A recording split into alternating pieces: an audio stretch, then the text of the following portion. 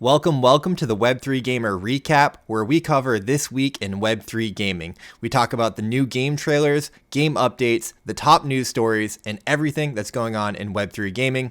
As always, I'm your host, Iceyy, and I'm joined by my good buddy, friendly Paisan. Paisan, how are you doing? I'm doing great. It was a big week this week. I'm excited to get into it. There's been a lot. I mean, we talk about that every week. Every week's kind of a big week. There's so much going on. Actually, there's something I want to talk to you a little bit about. It feels like more is going on, and I'm starting to feel the Web3 gaming space feel fractured. Like there's things happening over here, there's things happening over there, and it's tough to stay on top of everything. That's what this show is about, to kind of recap everything. But do you feel that as well, or am I bugging? No, it definitely feels that way, but I think that's going to become natural the bigger that certain game titles get and certain creators get. I think that's going to kind of be a natural thing as the space progresses. Yeah. And then once everything starts to align itself, I think it'll all just come back together. Yeah, maybe. It certainly feels like Web3 gaming is ramping up. I feel like we hit the ground running for the at the beginning of the year, and we have not stopped or let up. So I'm super excited. That's what the whole point of the recap show is about. Before we jump into it, quick disclaimer: nothing on this show is financial advice. Nothing is sponsored content either, other than some leftover sponsors from the Gamers' Choice Awards. That's right. Do not sue us. We just talk about what we want to talk about on this show. And Paisan, without further ado, let's jump into it. My body is ready. Your body is ready. Let's go. So let's talk about how the show works. Here's the format. We start with our game teasers. We jump into some game updates. Of course, we talk about the top news stories that happened this week. Then we'll look a little bit forward, what's coming down the pipeline, what's on the horizon, and of course, we always end the show with some games that we're playing. Paisan, we got a bunch of game teasers today, so let's just jump into the first one.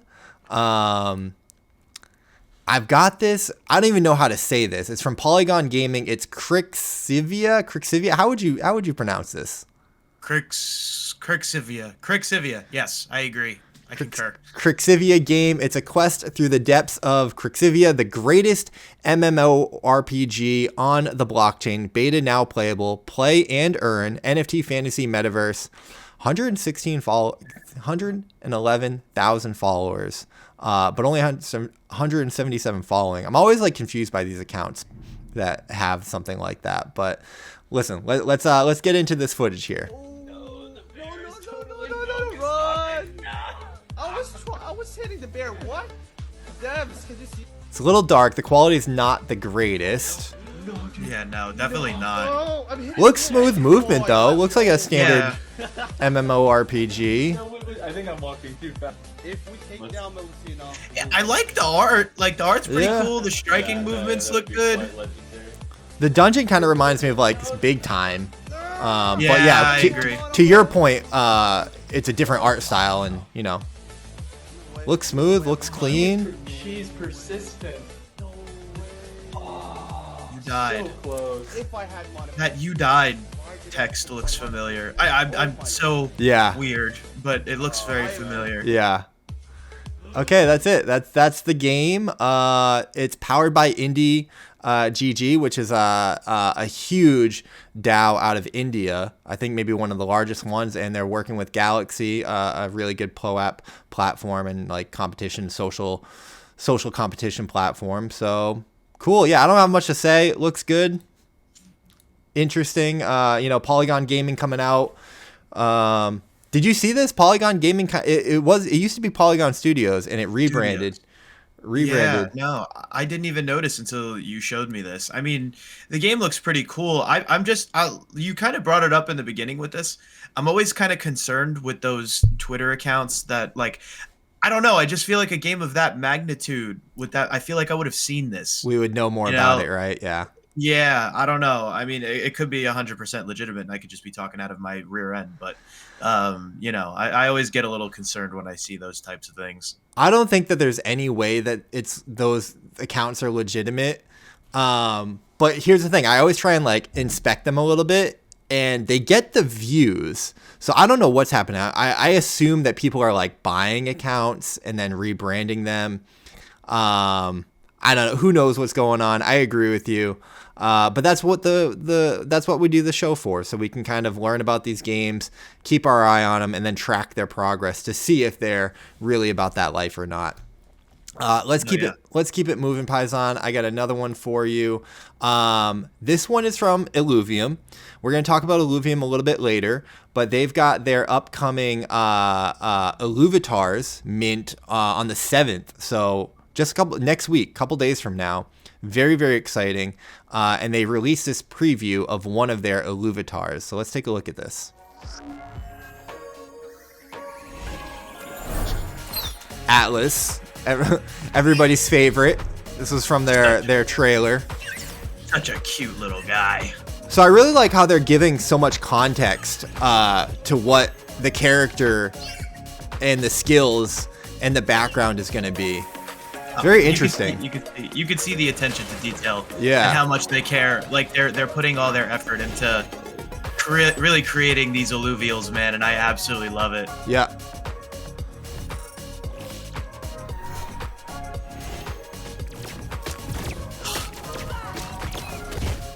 I love it.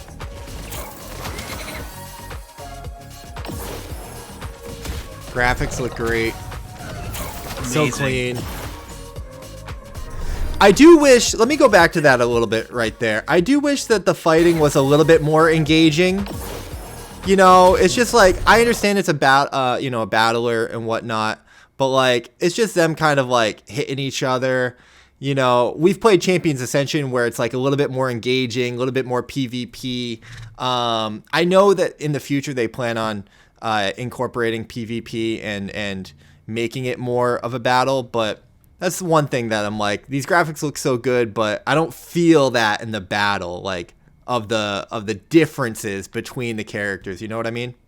No, yeah, and I completely agree with you. I mean, it is an auto battler, so I guess they do have like those standard, auto battler type movements. Yeah. And I think they try to make up for it a little bit with those colors that every time, it hits, there's a clash of like a neon red or a neon blue. But yeah, I mean, really, really cool stuff. But I agree. They could definitely do a little bit more. I think they will. Word. Paisan, next up, similar to what we were just talking about, this game came out of nowhere, $35,000 prize pool tournament that they're running. There's a really interesting thread here from It's Bolt. Apparently this game is super stacked. Like the founder launched Millionaire City, reached top 5 on Facebook. The art director worked with Sega, Blizzard, Supercell, World of Warcraft, World War II. Trip Hawkins will be joining their studio, Games for a Living. I mean, they've got some like really big wigs on this team. Games for a Living is the studio. The game is Elemental Raiders. Here's what we were talking about, Paisan. 158,000 followers on the account. They're following 8 people. Apparently, like, again, this is like a big wig studio and game. But then we take a look at the footage. So, like, let's take a look at this. It seems like they don't have any audio. So it's like a trading card, battler, but like animated, I guess. Is this not the one on Elixir? I think that they are out now, yes. Okay. I thought this was an offshoot. I thought this was an auto battle. I must have been mistaken. I thought this was an auto battler version of Champions Ascension with elementals. With elemental champions. Interesting. As far as I know, I don't think so, because I didn't see any mention to Champions Ascension. So if we go to their Twitter account, because I did that earlier, and when I was like looking into these guys, there's no mention of Champions Ascension or the studio. The studio is I used to be Jam City, but now they've rebranded. Oh, Play Labs. So Play Labs is a studio behind Champions Ascension. So no, I think that everyone's just sharing these words, right? Elementals, we see this all the time. to what we were talking about earlier, man. I mean, 88,000 views on this tweet from the other day. A whole bunch of retweets, whole bunch of likes, whole bunch of comments. I mean, I got to assume that some of these comments are botted. Like, I don't know. I would assume so. I would definitely assume so. I mean, that's a lot, really, like coming out of nowhere, you know. But I mean, it also could be, you know, people really want to get on that whitelist. I know personally a bunch of people who have, you know, botted Twitter accounts to try and get, you know what I mean? So I agree. There's no way that it's, you know, 100% legitimate. But I have to say this art style is very, very similar to the champions and Champions Ascension. Yeah. Like very similar. Let's take a look at this. This is so Paisan, it's so curious to me, right? Because I started investigating this account again, whatever, over 100K followers, but their first tweet is from February 19th.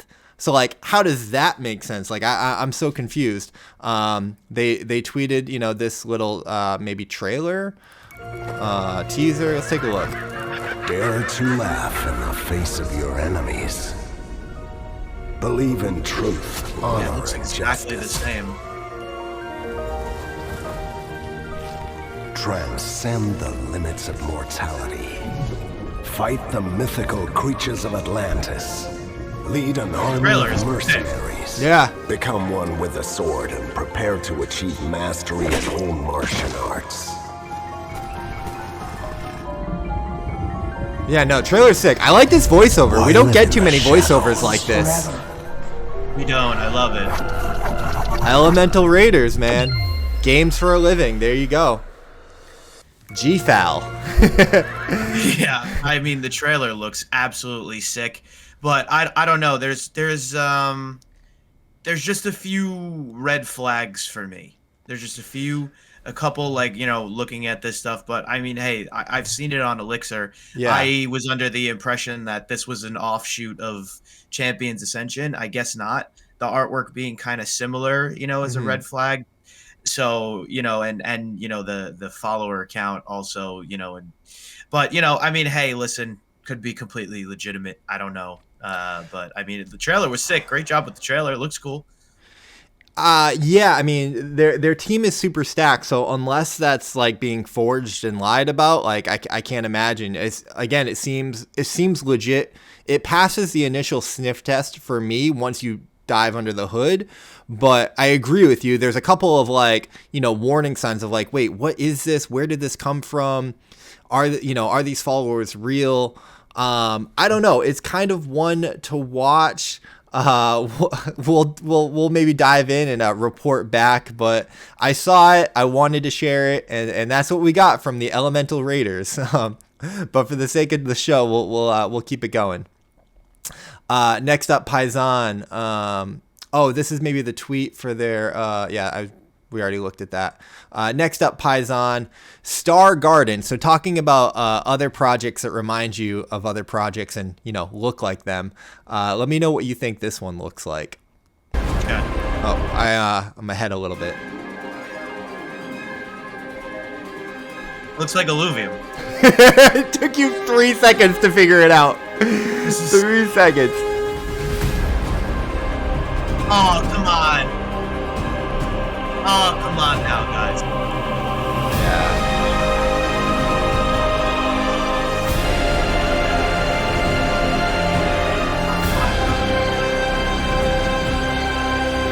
Oh, come on now, guys. It looks very much like Illuvium. Now, this is Project Alune, which is a pretty big name, pretty anticipated game. This only came out 9 days ago. I agree with you, man. It does look a lot like Illuvium. I saw some criticisms. Maybe there's time to change it. Maybe, you know, this is a teaser. I don't exactly know. But that's what we got. That's a big update from Project Alune, to see this footage. Yeah, no, I mean, I don't know. Illuvium. Yeah. Like, I don't know, man. Yeah. I mean, listen, Disregarding the fact that it looks like completely like Illuvium. Yeah. I mean, the trailer. If you're gonna make a trailer, it looks really cool. Yeah. I mean, their characters, their skins, it looks really awesome. You know, and the way that they put it all together. Yeah. The fighting in the auto battler does look really cool. The movements that they have. Yeah, I don't know if that's cinematic footage or if actual like battling, but that was my one criticism that we just talked about with Illuvium. Like, oh, I wish the battling was a little bit more dynamic. The battling there looked good. I agree with you. Yeah, no, I think that the movements, the battling looked really good. The different superpowers that they had, the raining down the arrows looked really cool. Yeah. So disregarding the fact that if Illuvium wasn't a thing, I'd be like, wow, this is really cool. But you know, to me, this is just too similar. Yeah, I agree with you. But big update from Project Illuvium. It's definitely one to watch. I saw that being shared around some of the different alpha groups and people were talking about it. So that's what we got. Keeping it going, Paisan. This was some big news that I thought was very interesting. So Emmy-winning Disney-backed Baobab Studios launches Momoguro Ethereum NFTs. So Momoguro creators have planned a multi-platform franchise with a game, a TV show, and lots of NFTs. The reason this is significant is because this is a Hollywood studio that's won 9 Emmy Awards for its short films and VR experiences, and now they're coming to Web3. So this is a very established studio, very accredited and decorated. So that is going to be the Momoguro, and I do have a trailer for you here. Is this it? Yeah. So their first game is Galactic Catch. Let's take a look at their gameplay trailer here. That's exciting news. Yeah.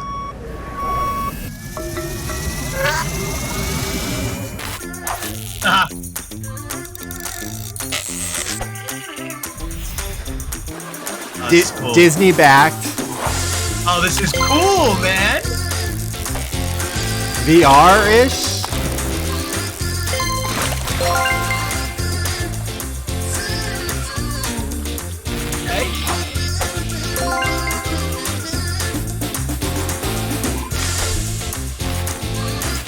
Oh, this is cool.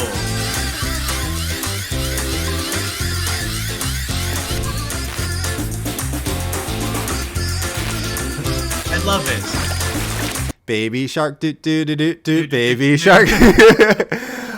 Interesting. Yeah, interesting. Give me your first impressions. You're loving it. No, I love it. I absolutely love it. I think this is a game that could definitely appeal to the younger generation, and getting them involved in digital collectibles. I mean, without them even knowing it. And I think this is definitely one of those games that can do it. I mean, it's simple. It's very refreshing. It has a lot of really cool colors. It's vibrant. You know, very easy to use. It looks like so. Wow, this is very cool. I think this is definitely one of those games that could. It's a Web3 game without you knowing it's a Web3 game. And it can appeal to a younger audience. Oh, mom, dad, let me use the credit card. I want to buy this.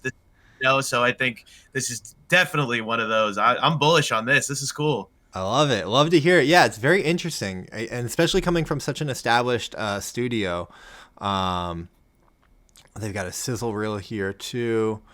It's not a Web3 company, but it's exploring how NFTs can engage users in storytelling experiences. We believe stories transcend mediums. Agree with that. So, very creative, innovative studio. You love to see it, and we'll definitely be following along in their progress. Okay, Paisan, I think that's, we got maybe one or two. Hold on, where are we at? Which one is this? Okay, yeah, we got 2 more that I wanted to show you.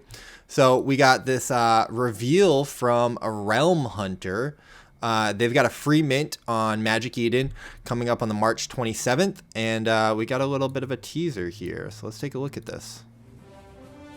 Realm Hunter. Huh.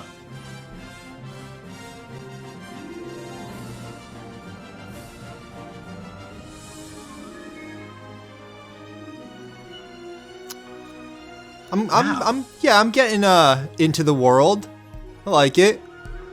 I really like. I'm trying to. This is like a anime mixed with like Fable kind of crossover. Yeah. Did he just catch? Okay. Oh, okay. Okay. Interesting. Prepare to hunt. I like it. I like it. I don't think I watched the full thing. It's interesting. There's something about this that's very captivating. I agree, and I think it's the landscape and that mixture of worlds. I think they're colliding two classic worlds together. Yep. That being, you know, like that type of old school Fable era, and you know that anime type style characters. Yeah. I would definitely play this game. Yeah. I think I would. I think I would 100% play this. And you know, a little bit of Ocarina of Time's vibe, a little bit too, which is, you know, my childhood. Yeah. So I would 100% play this. I'm glad that I saved watching the trailer for the show, because I've seen people, you know, on Twitter in our space retweet this like crazy. Okay. And I've been purposely ignoring it so that I can look at it for the first time here, and I'm happy that I did that, because I love what I'm seeing, and I want to play like right now. Yeah, it's really got that open world feel, right? This map seems very expansive. I like that you said Ocarina of Time, because I was getting Zelda vibes too, like kind of bringing me back to Link and exploring this massive map and doing all these different things that you can do. Some of the art style almost, or like the approach, kind of feels Fortnite-ish as well, where it's, you know, this very colorful, again, open world. But then we got this dragon here. And I like what you said about them blending different genres. Because, like, I like the name as well, Realm Hunter. And I definitely get the sense that there's different realms that you can kind of pour it into, different, color palettes. We just saw, you know, a red and an ice one. So, yeah, this is interesting, man. I like it. It's not the typical, you know, crypto hunter, like. I agree. You know. Yeah, I agree. And so, I think another thing they add to this, it would be spectacular. And maybe if they do, if they have an Elder Scrolls quest kind of type playthrough where, you know, you have to do a bunch of these quests, and there's, you know, you get, you know, currency, and you meet, you know, new NPC type characters in the game. Yeah. You know, that would be really, really cool. This can be up there, man. This could be up there with one of my favorite games, I think, if this is done correctly. You know, this is beautiful. I'm really interested in this one. I'm right there with you, man. Mysterious organization. They got a little butterfly there, almost like the redacted protocol butterfly from the DeFi world. Incubated by Seedify Fund. So Seedify Fund is one of the VC funds in the space that I really like to follow. They got a lot of funding. I think they do some interesting stuff. I see what they're going here with, like, oh, it's mysterious, like, ooh, what is it? But at the same time, we do like our projects to be doxed and reputable with, you know, some history there. So I don't know about that, but I agree with you. We'll keep an eye on it. Their website doesn't really have much. I guess they've got... God, don't rug me, please. I know. Don't do that. It looks like this is such a good idea. Yeah. This is such a good idea. Please don't rug me. I beg of you. Yeah. This is why you got to do your due diligence and research, guys. I guess it's NB Verse, the Not Boring Company. Not Boring Company. Interesting. We should put that on a t-shirt. Please don't rug me. Merch coming soon. They got a light paper here, so you can definitely dive in and find out a little bit more their philosophy, their roadmap, and kind of what they got going on. I'll say it's a little light. It's a little light, but I guess that's why they call it a light paper and not a white paper. But that's Realm Hunter. Amazing trailer, incredible trailer, like where, you know, brought us into the world. So and they've got a free mint coming with Magic Eden, so. This could be something. We should make a note to try and get into, you know, get some allocations on the whitelist if they're doing anything like that. It's on premint.xyz, so that's super reputable. So we'll keep our eyes on it, Paisan, but I agree. There's something there, but you got to also be careful. Last one I got for you, Paisan, before we leave this section. Graffiti artist Frenemy, huge artist, taking the metaverse by storm with an RPG game, Imaginarium. Imaginarium. We got a reveal teaser. So they're jumping into Sandbox, if I'm not mistaken. Yeah, they've got they're setting up their virtual world in the Sandbox metaverse. I think that there's a little bit more information somewhere. Let me see. So, you know, this he's an artist out of Texas, I believe. Dallas, Texas, renowned street artist and illustrator frenemy has just announced the launch of their latest artistic endeavor, Imaginarium, a fun and art-style-driven game set in the virtual world of the Sandbox. Let's take a look at the trailer, and then we'll talk about it.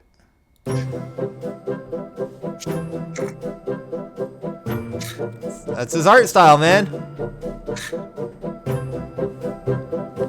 Very sandboxy. Yeah.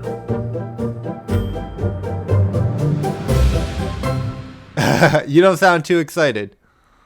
I didn't say anything. I saw the smirk. I saw the smirk. Yeah, it's cool, I guess. I don't know.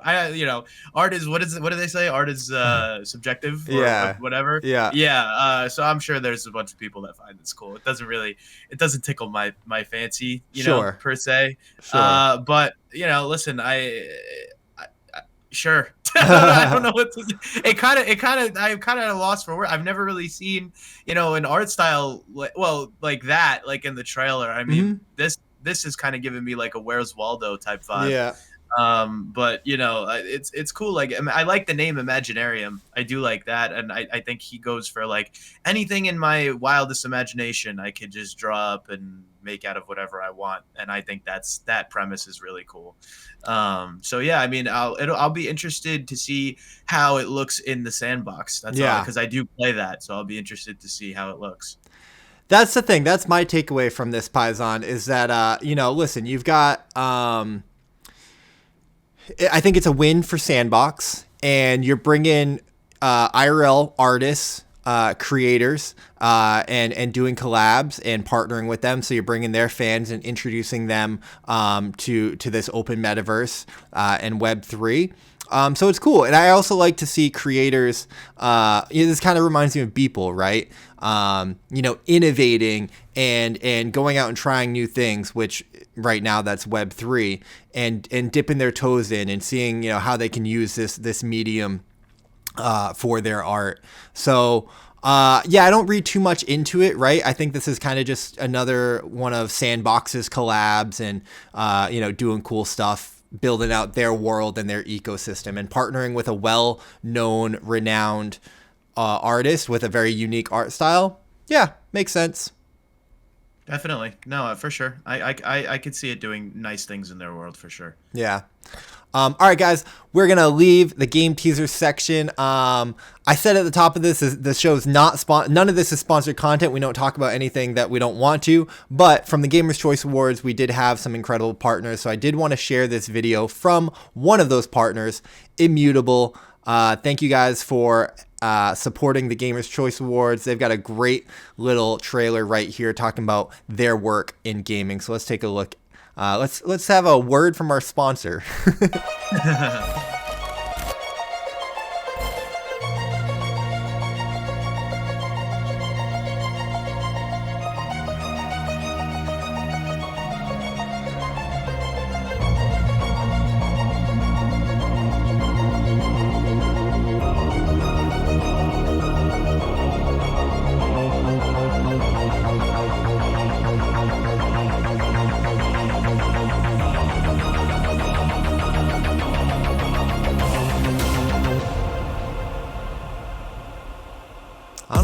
I don't know much about that game. I have to look into this. Yeah, what was that? Right?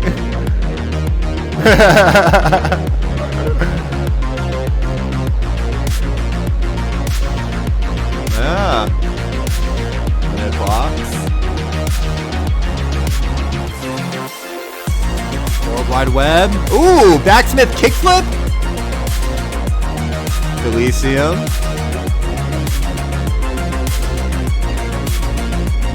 Guardians, of course.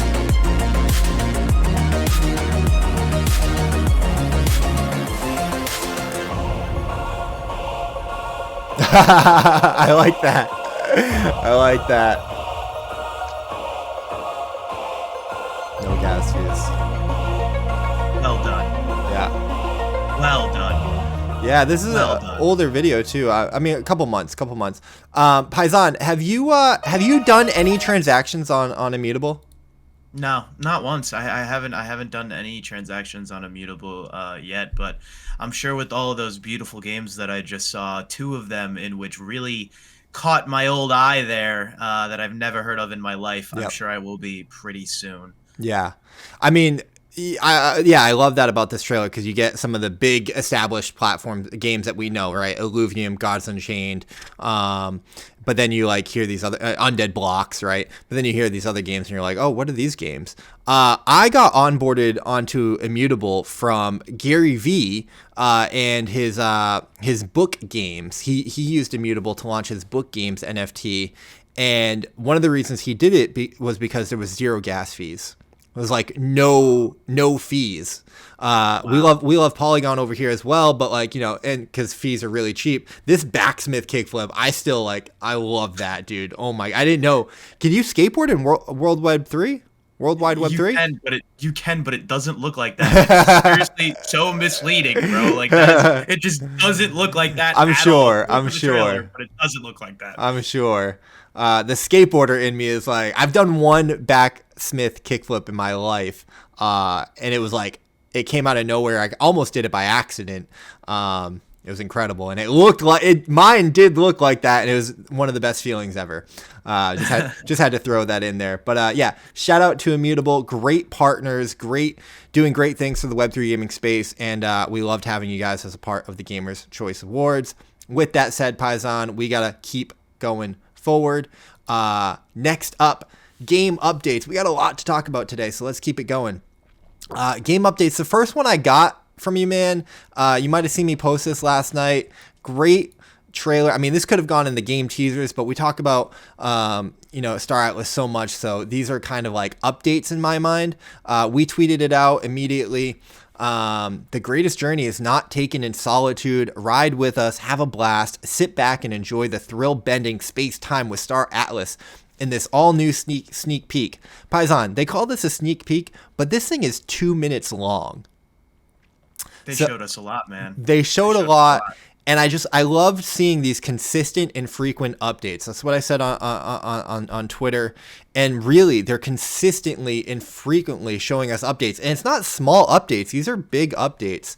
And the level of detail in some of these shots is really impressive. So let's share this with the audience. Yeah, and correct me if I'm wrong, but this is the first time we're seeing boots on the ground shooting dynamics. Gameplay. Yeah, from them, which is amazing. Look at that gun, dude. Look at that skin, bro. And dude, I'm just so bullish on this game. That's like Call of Duty level, like. Yeah. Look at the expansiveness of this. Like, how do you even code that up? So good. It really is. It really is. The only thing I'm nervous about with this, with Star Atlas, is that are they doing too much? Too much. Yeah. That's the only thing. like I love this game. I love Star Atlas from what I've seen. Yeah. I'm just nervous that is it too much? Is it gonna? That's the one thing that always makes me nervous with this game. The detail here, man. Like even the couch, like the leather couch here. Like look at the imprints in the couch here, man. It looks so good. And they got a little arcade game here. This is a massive spaceship. Like, bro, the thing that I hate, we'll talk about what you said, but the thing that I hate is that we have to wait so long to get in to play this game. Like, this looks amazing and I want to play it. I mean, again, the detail on these racers. And in my opinion, just from what I've seen. Yeah. Not on magnitude on a public scale, but when it comes to the attention to detail, they're doing something bigger than Rockstar did with Grand Theft Auto 5. Yeah. With their worlds, spaceships, homes. Yeah. Like you can put it on that level. Like look at just what they're doing. Yeah. Like it's insanity. Yeah. It really is crazy. Like every time they post an update, I'm shocked. Yeah. Like look at this. You can leave this little hovering planet, fly all around it. To your point, it's like Grand Theft Auto with the jetpack. Oh my goodness. That was a biodome on top of this floating ship. Hold on. Wait, what? We started off inside this biodome. We started off in here. Then he left. Holy, I didn't even notice that. I did not notice that until you pointed it out. And this is like a massive ship. Like, wow. What? That's crazy. Dude, that's what I'm saying. And the movement man. looks good, man. It does, again, the Grand Theft Auto, it feels like you can go anywhere that you want to go. It's not like, limited. Yep. Oof. To your point, man, I agree with you. Are their ambitions too big? Is this are they gonna bite off more that they can chew? I mean, we don't know. It's hard. Only they know, right? One thing that I like about them sharing these updates, obviously we know about the FTX fiasco, but dude, like, I have no concern about them being able to raise money. Like, if for them to be this far along in the year and a half, 2 years or whatever that they first started, and to have this level of detail and this scope, and to like have this much progress, I'll say really impressive. Really impressive. I agree with you, man. I hope that they're not biting off more that they can chew. I hope that we get this project delivered. I hope that we're not talking about this 5 years from now with like another huge delay, and it's like 5 more years out, and it's like, man, we're gonna wait 10 years for this game. That would be tragic. It would suck. It would suck, and I agree. But here's my counter to that is I will wait so that they don't so that if they deliver it too soon, and it's not ready, I'd rather them just get done what they have to get done. Like we waited 15 years for the next GTA, and we're probably gonna wait another 2 more years for it. And we're complaining. I'm complaining, but it's fine. I feel the same way about this game. From what I've seen, I will wait. Please don't rush it. I am patient, and I just want you guys to do your best and deliver me the best possible product.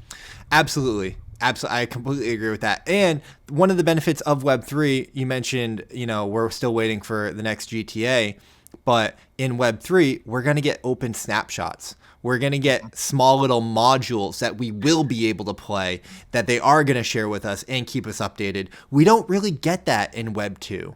So in Web 2, they're considered leaks. In Web 2, this is considered a leak. But they're just open snapshots in Web, which I love about it completely. So kudos, Star Atlas. You can see our excitement. We're following along. Some more updates. We'll do some quick hits here. Paisan, I wanted to share this. Shrapnel announced that they were going to be having their free mint on Magic Eden. So they're partnered with Magic Eden. Their launchpad is live. They're going to be coming on Polygon Gaming as well. Remember last time when we talked about it, they were splitting it between Polygon, Solana, and maybe Immutable. I forget what the third chain was. Avalanche? It was Avalanche. Yeah, Solana, Avalanche, and Polygon, I guess, were the three, I think. Which is a really interesting strategy, bringing 3 different communities in. Their free mint is coming, man, and I know that but we were able to secure 100 whitelist spots for the Web3 gamer community. We will be announcing details on that very soon. Very excited to have those whitelist spots. We have 50 tier 1 spots and 50 tier 2 spots. I'm going to try and see if we can get a few more, because I know that they're going to go fast. But guys, jump in the Web3 Gamer Discord if you want premium prioritized access to that. That's where we take care of our community first, and then we do other stuff in the public. But that's coming. That's a big update. Shrapnel, they're making noise, man. They're making noise. Excited. Good. I'm glad. Finally. Other update, we talked about it before the show, Paisan. Congratulations to Planet Mojo. They had their free mint this morning. Your boy took part in it. We had 50 whitelist spots for the Web3 gamer community. Paisan, they were all claimed inside of like 3-4 hours. And we announced it at like 6 p.m. at night or something like that. Like it was last minute.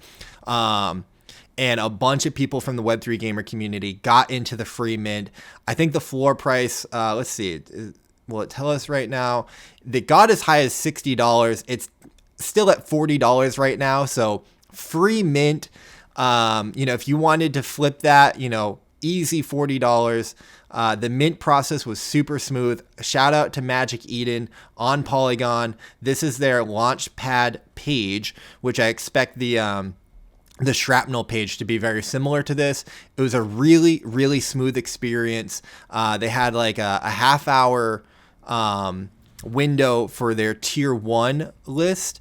And then we were in the tier 2 list, and we minted 10-15 seconds. It went through, claimed. Really enjoyable experience, especially for a free mint. I made $40 today, this morning, Paisan. I didn't really have to do much. So love that. This is going to be a little bit of a Magic Eden segment, because the next wait, where'd it go? Oh, maybe that's a little bit later. So yeah, I guess that's the update for Planet Mojo that we got there. Congratulations to the team and all your hard work. The champions, that's the collection, man. Their champions are out, the champion chest. So if you're not familiar with Planet Mojo, I've done a little bit of research this past week. It's an auto chess battler, kind of like an auto battler, but very different in the level of strategy and depth that it goes. They've got their Planet Mojo has their main characters, their Mojos. They're kind of like the leader of your deck. And then you go into battle with your Mojo, and your Mojo has 4 champions. So that's what the free mint was today. A whole bunch of champions that you're going to be able to take into battle, kind of like building out your card deck, or your deck of cards is kind of how the game works. And you also have like 2 spell stones. So I assume maybe in the future there'll be a mint for their spell stones. I enjoyed the game a lot, Paisan. I don't know if have you played it? No, I haven't played it yet. I have not played it yet. This is actually, I hear a lot about it and I see a lot of clips on Twitter and stuff, but I've never actually played the game before. But yeah, I'm in love with their artwork. I really am. I think their artwork is fantastic. That little magical area that they have on their little planet. So yeah. I mean, I'm bullish on the game. Yeah. So what I like about it is it's browser-based, Paisan, and it's free to play. You could go play it right now, and they probably have one of the best tutorials to like onboard you into the game and teach you the game. Because I've jumped in a bunch of games, I'm like, I don't know, what do I do? And you got to kind of stumble around for a little bit. Shout out to Polkastarter putting this video together. This is on the Launchpad page. Getting some gameplay footage right there. Yeah, really enjoyed the game, and it's made by veteran game makers and designers. Shout out to Mike Levine, 25-year plus career in design and gaming. So I'm pretty bullish on the game and the team. Also, shout out Planet Mojo. They were nominated for Best Strategy Game at the Gamers' Choice Awards, and they were a presenting sponsor of the Content Creator of the Year. So getting some love there. Appreciate what you guys are doing, and congratulations on your mint. Congratulations, guys. You done well. Done well. All right, Paisan, another big update this week. This might have been one of the biggest game updates. We got live daily earnings going live on Undead blocks. It successfully went live. Let's take a look at this clip from Roachkiller that I was able to snag. See how it is. Oh, another one. So you grab these green Z boxes. What do I get? I think sometimes a gold one will drop. 10K! That's 30,000 yeah. already. So wow, he got 10K. Yeah, that's great. So the green ones, the green Z boxes that drop, those are mostly for players those are for the free to play players. Yeah. I mean, obviously the people who paid for the NFTs, they get them as well. Mm-hmm. But those are basically used to mint their loot coffins. Yep. You take those Z boxes and go and mint their loot coffins, and then you get some of the skins that they have in the armory in the game, and that's what they're used for right now. The gold ones you can convert to to USD. That's their currency inside the game, and I think it's 10 cents for every gold Z buck or something like that. Okay. Yeah, that's the conversion. So yeah, I mean, congrats to them for launching live. You know, as somebody like me who's still a little bit skeptical on play to earn, you know, it's cool to see it being played out. You know, I guess. But we're just gonna have to see how this looks for them in the long run. You know. Yeah. Yeah, so I interviewed Grant on Monday. He came on the Web3 Gamer podcast that's up on the YouTube channel and spoke to him about that because I'm curious about it too, man. I mean, coming from the play-to-earn ecosystem, you know, and seeing the problems that other games have had with sustainability and, you know, inflating tokens, so deflating price, really the price crashing. You know, his answer was, hey, at minimum, you're going to make $1 a day, you know, playing the game. It's a fun game that you're going to play. I kind of got the sense that they're taking like the game is good enough approach, and they're going to win by having the earning aspect, which is going to be their marketing and bringing people into the game. As long as the game is good enough, he kind of like said, you know, these Web3 Gaming doesn't need these AAA games. It's not about, you know, making the next Fortnite. It's about, hey, people making some money from it. So very, very different approach from what some other people are doing. When I spoke to him about it, I was like, it sounds like, you know, we're all kind of experimenting. It seems like we're experimenting to try and see what model will work. So that's what Undead Blocks is doing. Like I said, not a lot of money that you're going to earn per day. So maybe, and maybe in a good way, that means it's going to be more sustainable for their game in the long term. But the question is, well, is that enough to really entice people to play? Well, I thought, see, what you just said really boggled my brain a little bit, because I thought they were going to come from a marketing perspective of not really like to go to traditional gamers, not really worry about the earning, considering it's only $1 per day, but focusing on the game. Like this is probably a hot take, but if they think this is enough, like gameplay wise, I think they're seriously mistaken. I think they need some more game types. I think they need some more maps. Maybe a little bit of a storyline and in-depth, like an old school Zombies, how they had a storyline with the bus and, you know, something like that. I think that's definitely needed. Just running around, because I mean the game right now is just running around and killing zombies, you know, and for, you know, $1 a day, I don't think it's good enough in its current state to warrant that earning marketing perspective. I thought they were going to take it from a perspective of, hey, you know, our game's really fun, we're adding a bunch of stuff to it, oh, and on the side, you know, you can earn, you know, a green Z-Box for skins in the game, and then, you know, you can earn $1 right now. You know, that's where if they're going that other route, I'm not really sold on that, to be honest with you. I don't really see how that's kind of sustainable, you know, because at least from my experience, traditional gamers don't really care about being able to make money if the game's not fun, or if the game doesn't have enough content, from my experience, from what I see. Yeah, man, I'm with you. I don't think that that's a hot take. I have the same question, right? I think at most for right now, until they get more data, the top earning player, one lucky player is going to win $100 every day. So it's really kind of taking that chance, like, you know, am I going to get $1 today or a few dollars, or am I going to be the lucky one to win 100? Maybe that'll be enough to bring in a bunch of the, you know, play and earn clicker people from, you know, the Axie Infinity and Pegexy and, you know, Ice Poker days. Because, you know, 100, if you're the lucky one to make $100, you know, hey, in a lot of places, that's a lot of money, that could be worth it. To your point though, yeah, I got the sense that they're not necessarily going like, hey, we want to have one of the best games in the world. They do have other maps coming. They do have other modes coming.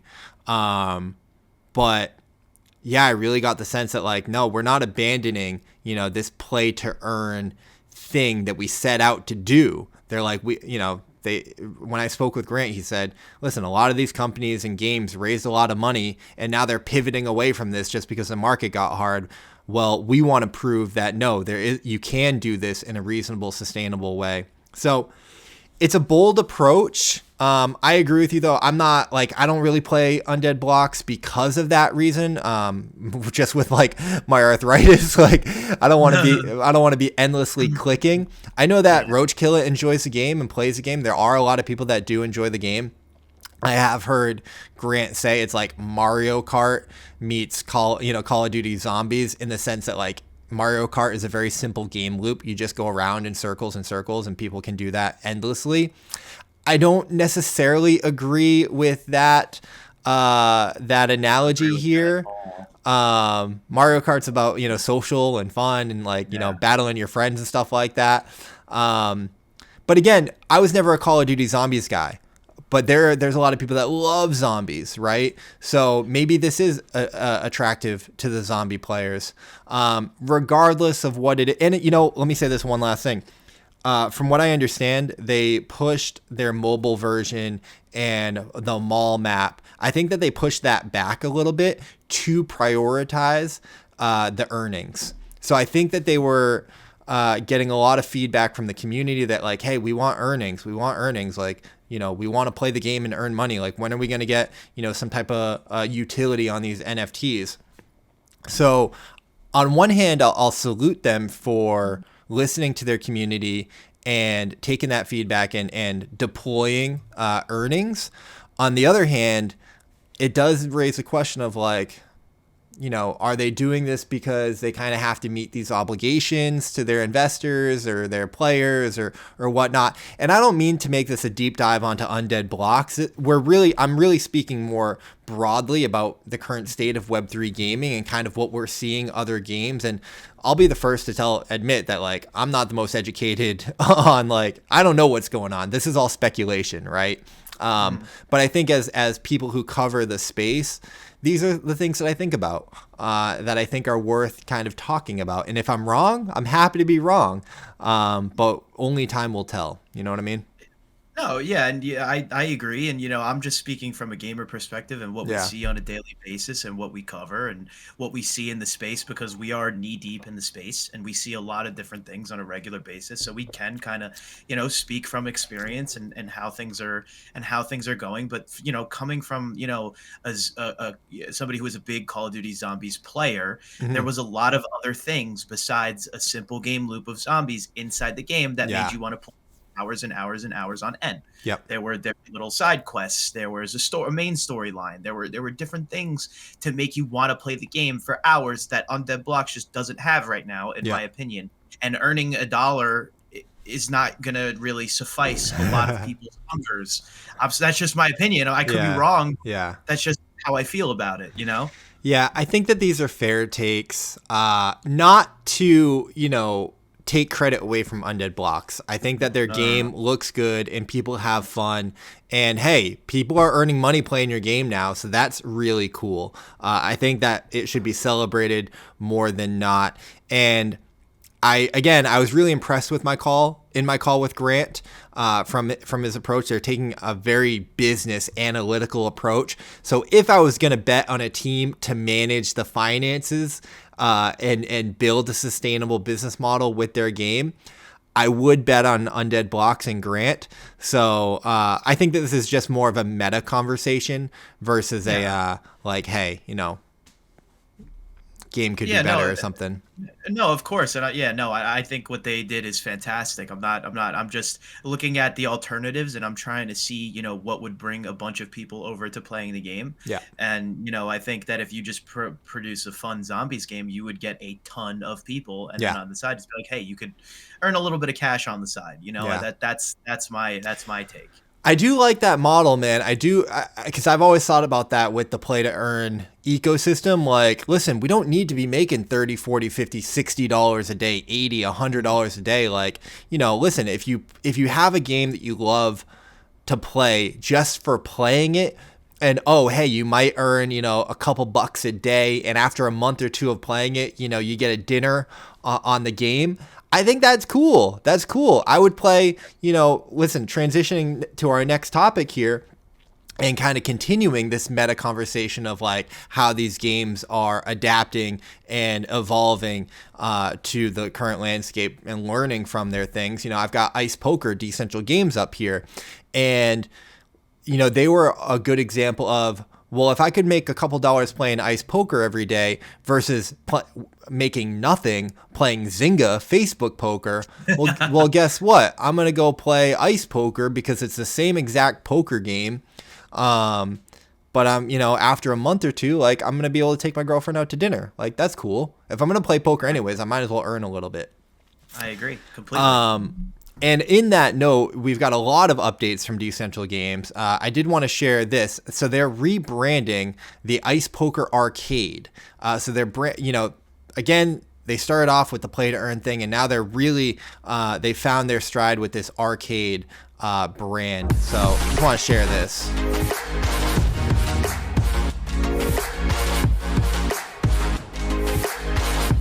That's it. Simple. I love it. You know, yeah, they've got that arcade model, which is very, very interesting. Again, I think the meta conversation that we've been having about, you know, games rebranding or trying new things. I'll be I'm curious to see how it works out with Decentral Games. I do have another update with and for them that I think is worth talking about, Paisan, that I want to share. Shout out and congratulations. They brought on a new Ice Poker ambassador, EmpressRaeon. She's a longtime friend of the stream. Her and I have been streaming together and in each other's streams and supporting each other for, you know, better part of almost a year now. She's an incredible streamer, super fun entertainer, really great content creator, amazing spokesperson for Web3 Gaming, Decentral Games. So congrats to her for getting an ambassadorship. As far as I know, Paisan, there's only two official ambassadors right now. It's her and me. What I love about this, Paisan, is, again, a game bringing on creators, and I'm assuming that she's making money. So they're investing. They're paying out creators to create content for their game.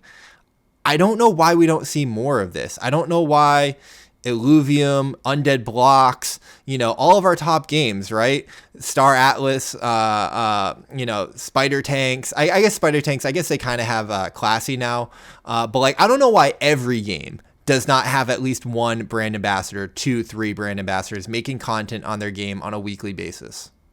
I don't know. I don't have the answer to that question. I can only speculate, right? And my speculation has led me to two options. I think one option is that they are trying to save enough to go after for the bigger creators. Yeah.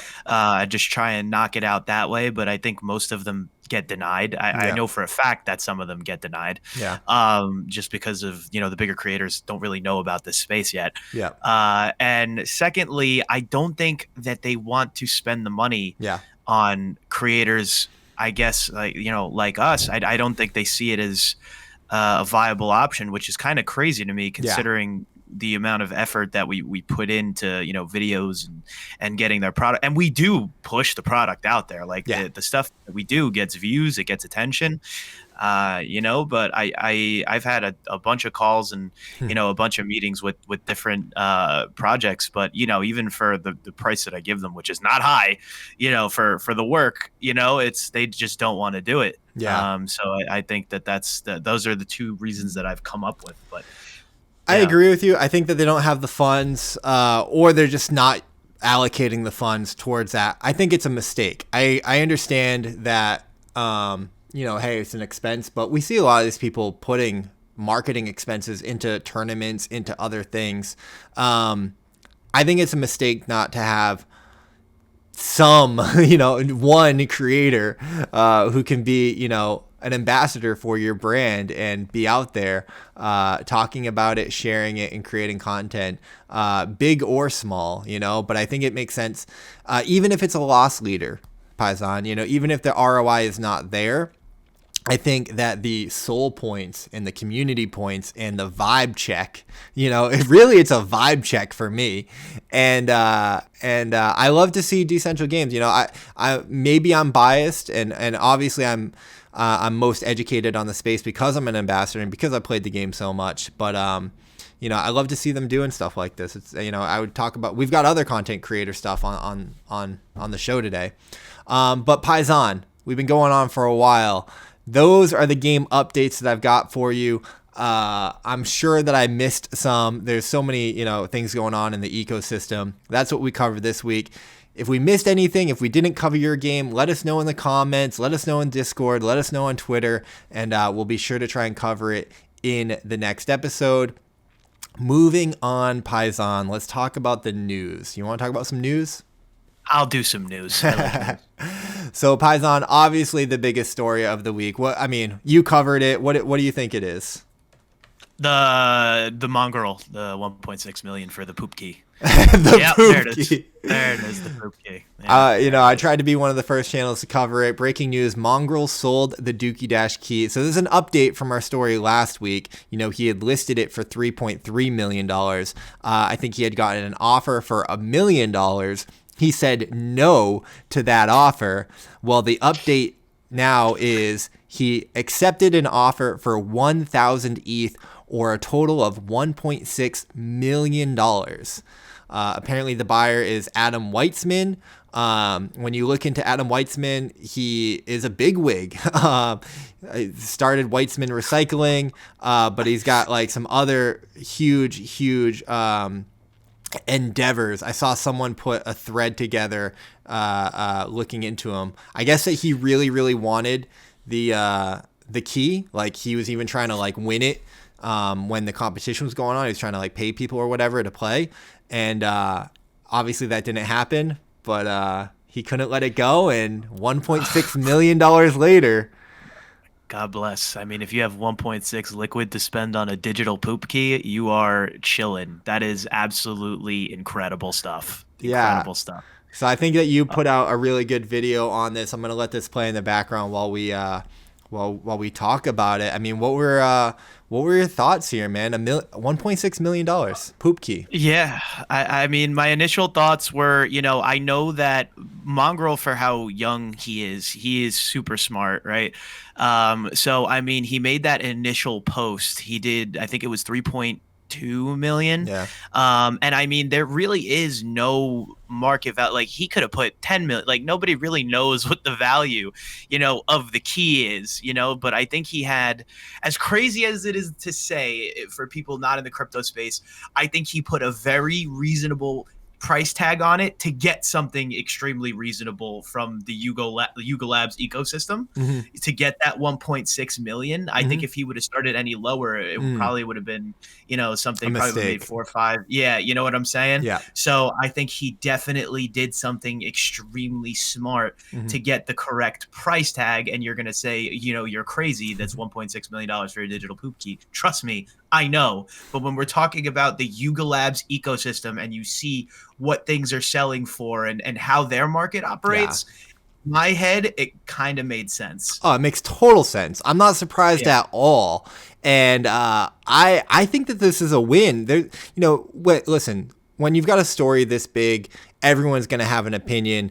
And, you know what they say about opinions. They're like digital poop keys. They come out of everyone's butt and they all stink. But I think that this is just a win for Web3 Gaming. I think it's a win for Yuga Labs and Bored Apes. I think obviously it's a win for Mongraal. I saw reports that he made more money from Web3 in 30 minutes, like you said, than he made in his entire Fortnite career. And yes, okay, you can naysay that, right? It's overvalued. What's going on? This space is too speculative, whatever. But hey, there's a lot of attention here. There's a lot of there's just something here for that to be the case, right? We've been having this emergence of NFTs for the past 2 years of a little bit of a bull market. I know that they're older than that, but in terms of the world consciousness and stuff, it's here and it's here to stay. I think it's a win for Web3 Gaming. I think it kind of proves some of the value of these digital collectibles being earned through these games and bringing eyes to the space. So I love this. No, I do too. I think it was a great thing for sure. And listen, congrats to Mongraal. You just made $1.6 million playing a poop game. So good for you, bro. Awesome. Yeah. We'll keep it moving. We'll have your video linked down below. I thought it was a really good, concise recap. I think you were one of the first people out with the video too, so shout out to you. Gotta love that. Next up, Paisan, Magic Eden launches Mint Madness with free Web3 Gaming mints. Listen, if we make March Mint Madness, I'm not mad at that, man. I would love to see a whole bunch of games kind of collaborate and just make March a banger of a month where people are getting, free digital collectibles, free skins, free mints into a bunch of these games. We've already really talked about this, but I thought that this was worth highlighting. Again, Magic Eden doing a lot, and this article from CoinDesk talks about the Planet Mojo mint that happened this morning, and also the upcoming Shrapnel mint. So 2 mints, 2 projects that we're following very closely in this space. But what I took away from this, Paisan, is Magic Eden really stepping up their game. I mean, they started off as an NFT marketplace on Solana. They've expanded to Polygon. I'm sure I think they're expanding to ETH, or they're already on ETH. I think that they're really gaining a foothold in the gaming space and being the premier go-to platform for these gaming NFTs, these gaming skins and gaming collectibles. And I think if they're able to do that in the future, as everything becomes gaming, I think they'll be in a position to really give OpenSea a run for their money, because they're doing it organically. Like, shout out to Blur, and we had that whole Blur versus OpenSea kind of competition, but that's a lot of speculation, and it's just people trading and overpriced JPEGs. Whereas like I now have a free champion from Planet Mojo that I minted on Polygon and Magic Eden, and hosted on their platform. So I've got like such a deeper connection than like, oh, this is where I go and make a quick flip. So I wanted to make that point because I'm really starting to see and notice the moves that Magic Eden are making, and I think they're going to be one to watch, as I think they're really going to corner the market for gaming specific collectibles and skins.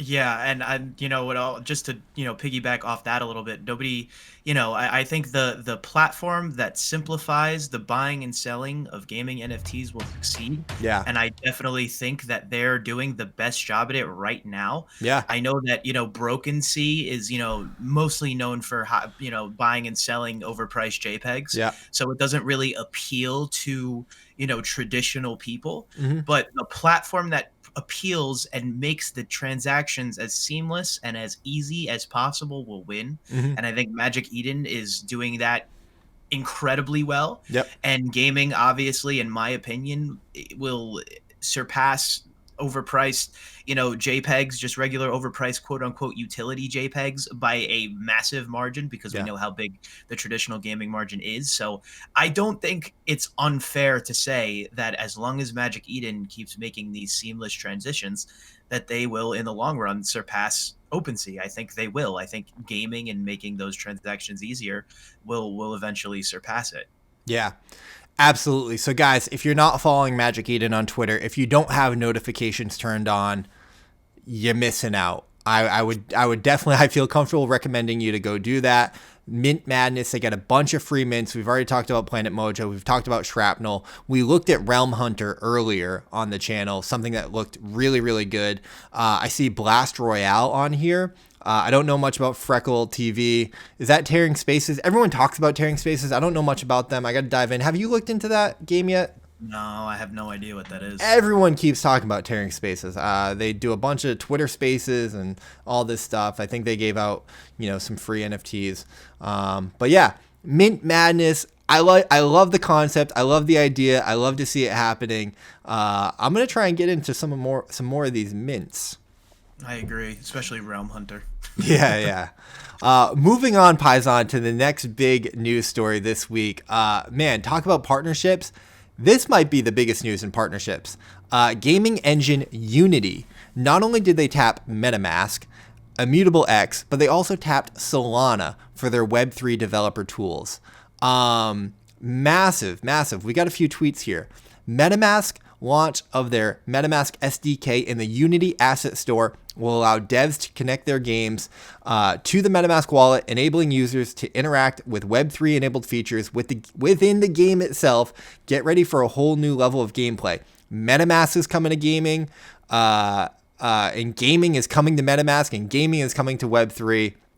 We also had a big announcement from Immutable. Now an official Unity Games verified solution with 1.5 million users building games across 20 different platforms. Unity is one of the most popular game engines, and merging the best of Web2, the Immutable Unity SDK is how we will continue to lead Web3 gaming. Massive news, super exciting. This is probably the biggest news since the Web3 Gamers Choice Awards. No, hey, talk about it. This is probably some of the biggest news I've heard in a while. This is a really big deal. And to everybody who is doubting Web3 gaming, look at what the big corporations are doing. It's happening in front of your face. It's coming. It's coming. The technology is coming, whether you like it or not. It's coming. And to believe it or not, you're not even going to know it's there. The majority of you aren't even going to know it's there. You're just going to be playing games. It's just going to be happening, and you're going to be utilizing the technology without even knowing it. Absolutely. We saw this tweet, this little teaser from MetaMask earlier in the week. We obviously have the news now, but let's take a look at this. I mean, MetaMask is the biggest wallet, browser-based hot wallet that everyone uses and interacts with crypto. It is your credit card, if you will, or your portal to your credit card. So, I think that this is really important for improving the onboarding experience and improving the customer experience in interacting with Web3 protocols and games and platforms. To your point, Paisan, you're not even going to know that you're doing it. And it's through these partnerships with MetaMask and Unity and figuring out that underlying tech stack that's going to deliver that good experience where we still own our assets and can trade them in an open, fair, decentralized market. Let's take a look at this teaser.